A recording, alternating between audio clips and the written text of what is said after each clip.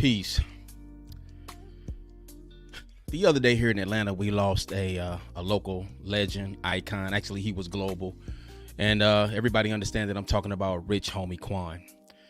And I've seen a lot of rappers in this age and era have been killed or die by multiple ways, which is kind of like unusual what I was experiencing as a youth growing up listening to hip hop. You didn't have as many beefs, you didn't have so much drama, but you also didn't have as many multi-million selling platinum artists as we do today.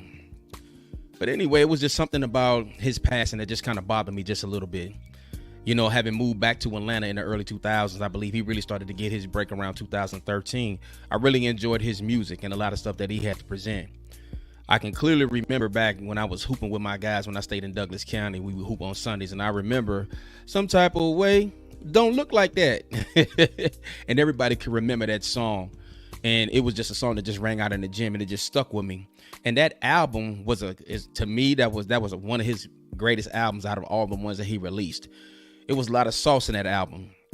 And I watched the funeral the other day, and that's the first time I ever sat glued to watch a memorial service of a rapper. And I thought it was a great service. I thought it was heartfelt. I thought there was a lot of emotion, which was positive. You know, there was some moments where, you know, there was a little humor. You had DC Fly Young. You know what you get when you get him on stage. But, you know, his friends spoke very highly of him and very passionate about him. And listening to his father Corey, a very eloquent man when he speaks, I felt every single word that man spoke. And the strength that man took to speak over his son.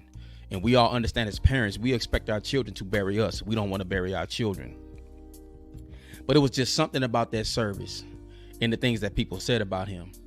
Now, there was some things that I wasn't really fond of. You know, there was a lot of comments made on his history and his struggles with drug addiction.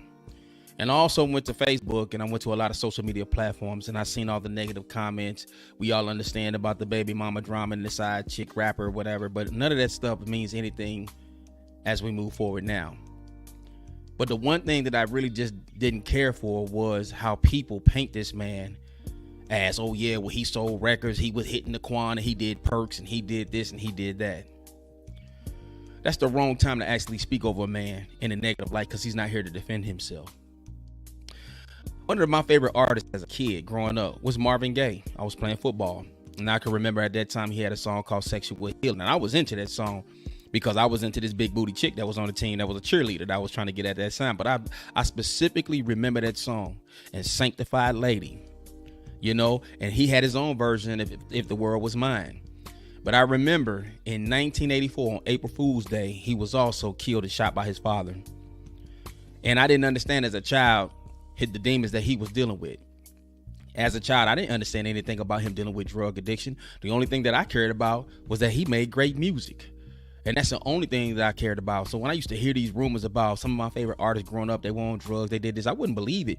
Because in my eyes, they were this illuminated musician and they just was on top of the world. They made great music and I danced to it. Well, fast forward to 2024, which is ironically 40 years later to the day, which Rich Homie Quan passed at the age of 33. And if he would have made it to October 4th, which is his birthday, he would have been 34 years old. I fast forward to how they chew out this young man and they say certain things about his drug addiction. And I don't think anybody should ever speak because we all are living in a glass house, so should nobody be throwing any rocks. But when I think about Rich Homie Quan, I don't think about the drug addiction. I don't think about him popping perks. I think about the song he had on his album, Come and Go, and the depth of that song and what he was saying in that song. And it made me question what really is he going through in his personal life, where he said, boy, you know, I can't tell her so. But he wasn't just making that just to be saying something. I can specifically remember at the memorial, his good friend said, if you really want to know who Quan was, go back and listen to his music. And there was a lot of people who probably never even listened to his music outside of his national and his more popular releases. But I listened to his music. And I heard a lot of things that he was saying in that music. But it gives a different context now because I can specifically remember a lot of things he was saying in that music. Now it has a different value to it now that the brother's gone. I understand that he was a baseball player. I didn't know that. You know, he was all about finances and making sure that his family was taken care of. Most rappers don't even think in that lane. You know, and just to hear his great history as a young man coming into his fame and his stardom and his glory was one thing to admire. But I asked people, I said, check this out. There's a song in his catalog called Homie Quan. When I first heard this song, that song snatched me up. It was one of those songs that I put on repeat and I just listened to it over and over and over again. Now, I wasn't really that aware of, how bad his drug addiction was going. And we know that the hip hop culture, they push drug addiction. A lot of people, they celebrate it, they taunt it, they champion it, they encourage people to perk Molly's, perks, ecstasy, whatever the case may be. I've never experienced with drugs, but I have compassion for people who are maybe addicted to drugs. I've had family members who were addicted to drugs, and it's so easy to judge those who are addicted to drugs. But I learned to have patience. I've learned to have compassion. And I ask people, if you ever listen to that song, Homie Quan, it will give you chills, because in that song, he was crying out. In that song, he was trying to restore himself. In that song, I heard self-defeat, but at the same time, I heard self-forgiveness. I heard self-assurance and self-love, coming back and trying to do the best that he can. And that's all we're really trying to do in this lifetime, is just be the best that we can. And then on social media, you also got the clout mornings. People act like they knew him. I just talked to him 2 days ago and all that. And that's fine and dandy. But my question to you is, are you paying attention closely to the ones in your personal circle who are crying out, who are calling out, that are not directly saying that they need the help? How does a young man with wealth, status, fame, cars, houses, the nice things in life, how the hell does nobody hear him crying out? Now, one thing I told my good friend, we don't know who tried to help him. We don't know if there was an intervention. We don't know this. But when people are in their personal spaces and in a personal time, what can you actually do to stop a person if they can't stop themselves? I don't want nobody to remember Rich Homie Quan's legacy as somebody who was addicted to drugs. I want people to remember him for the good times and the good music that he made, because it impacted me. And you got to understand, he came at a time when hip hop was sort of making its transition, especially here in Atlanta. Atlanta is the beautiful and it's a great city, and they spoke highly. And there's a lot of stuff that was said about the city of Atlanta. This city has a connection unlike any other city that I've seen. Even from high school to college with Travis Hunter at Colorado, a lot of the Falcon players from around the league that's from Atlanta, Georgia, hitting the Quan when they get to the end zone. That's black culture and a positive light and the connectivity that's unspoken. But I want people to understand this one thing. Pay attention to those who are crying out. Because even with all that he had gained in this world, there was still nobody that could stop him from losing his own life. And I'm not saying he's committed suicide. It wasn't a suicide situation. It was just simply a drug overdose. It's simply, that's what they're saying. But why do I say that Rich Homie Quan has something in common with Marvin Gaye? Marvin Gaye was what you would consider a tortured soul, but he made some of the most touching music, some of the most brilliant, beautiful music that we could all relate to, even as a child. And I think Rich Homie Quan succeeded in doing that. You know how many people Rich Homie Quan's music got through high school, got through studying for tests for college, got through bad relationships, whether it be a boyfriend, girlfriend, or whether it be siblings, or whether it even be with parents. We all go through things in life. And his music, if you listen to his music, he tells stories. He has music where you can feel good. He has music to where you have to really sit and think and listen, like, where is he going with it? What is he going through, or what is he really trying to say? He was a very unique artist, and he was a lovable individual. He wasn't really known as an asshole. He wasn't known as a snob, and he loved the people. He give this shirt off his back, from what I'm understanding, what I'm being told. So I want us to understand that tortured souls, sometimes they are in their loneliest moment, the darkest moments, but they have the most brilliant, beautiful minds to create some of the world's greatest music, to create some of the world's greatest movies. Look at Richard Pryor. Richard Pryor's my GOAT comedian. We laugh. He made the world laugh at his pain. He was a tortured soul. A lot of it we laughed at, but in Richard Pryor's personal life, that was real to him. But he figured out an ingenious way to make the world laugh at his pain. And I'm going to always respect that legacy. Phyllis Hyman made timeless classic music. Now, there's questions around her death, but she was a tortured soul that made great music. But should we allow our loved ones to continue to be tortured when we can help them and show them value to love them the correct way? So as I close, I want us to understand one thing. When we lose a loved one, that's not the time to dig up dirt. That's not the time to say what they demons and what they struggle with. That ain't the time to do it. Let's honor their legacy. Let's honor their legend.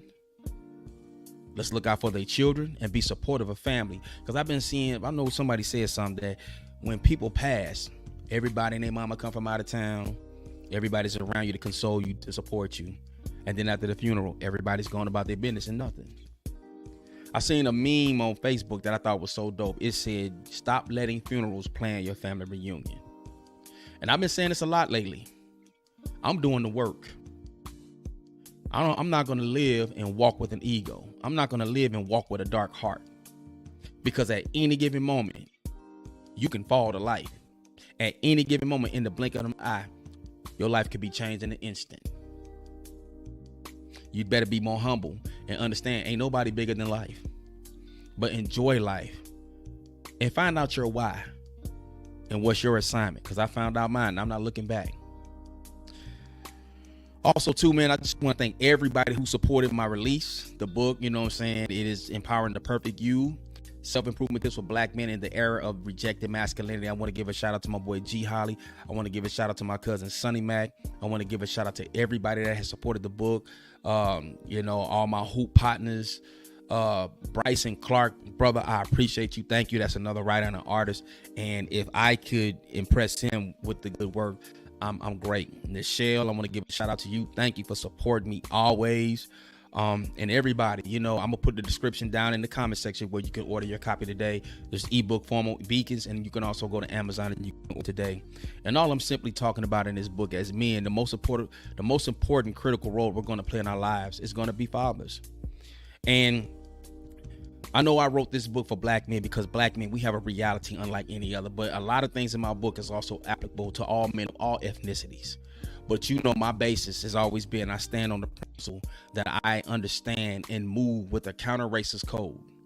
But until a system of white supremacy is replaced with a system of justice, I move accordingly. I suggest things accordingly. And we can never leave out the factor of racism because we're dealing with a system. I'm not saying about the people and people behavior. I'm strictly talking about a system. A lot of people are still confused about what racism is. And Neely Fuller has the greatest quote ever. If you do not understand white supremacy, racism, what it is and how it works, then everything else that you think will only confuse you. And all I want to see is a world of justice. And what's the definitions of justice according to the code? Guaranteeing that no one is mistreated. Ensuring that those who need the most help those who need the help get the most constructive help. That doesn't just apply to non-white people. It doesn't just apply to white people. It applies to all people. We all gotta occupy and live on this planet together. Let your humanity rise. Let the level and form of your humanity rise to the top. I say all the time, this is the place where we bring it sexy back to the everyday hardworking men and women who impact your life within close proximity. We want to rise above this madness, which is called black culture. Again, I thank everybody for the support. And I want to give a shout out to my cousin Dodie. When he called me and told me he purchased the book and that it meant something to him, that meant the world to me, because you just don't know. I got off the phone, I had tears.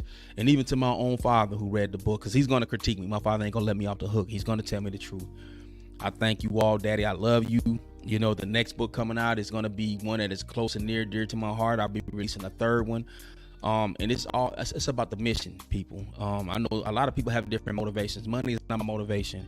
I have an assignment to achieve, and I know what my assignment is. And this is it for me because I'm passionate about fatherhood. And let me put the disclaimer out here. I am by no means the perfect father at all. I've made a lot of mistakes with my children, but I also had to go back and ask for forgiveness.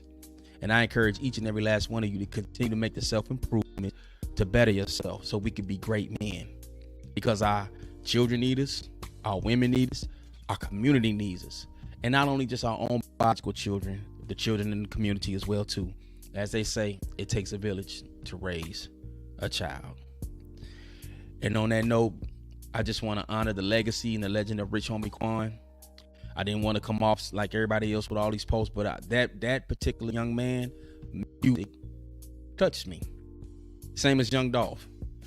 But his music that's my go-to. And I'm going to be listening to old Quan for a long time. When I feel like I need to get myself together, I just go pop in old Quan. And I'm telling y'all right now, go to Rich Homie Quan's catalog, whether you got iTunes or Spotify, go listen to the song Old Quan. That is a very powerful song. Well, the one thing that I always tell you all, the biggest mistake that you can make in life is to think that you have time. Continue to do the work. Until next time, peace. Oh, wow.